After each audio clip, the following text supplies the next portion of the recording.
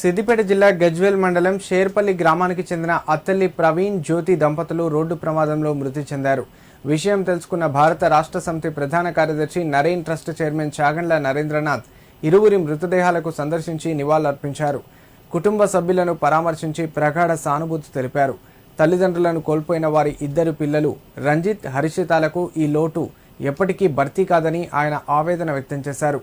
పిల్లల భవిష్యత్తు భద్రత దృష్ట్యా ముఖ్యంగా అమ్మాయి వివాహం, విద్య, ఇతర అవసరాల కోసం 5 లక్షలను గజ్వేల్ ఆర్యవైశ్య పెద్దల సమక్షంలో బ్యాంకులో డిపాజిట్ చేయాలని సూచిస్తూ చెక్కును కుటుంబ సభ్యులకు అందజేశారు.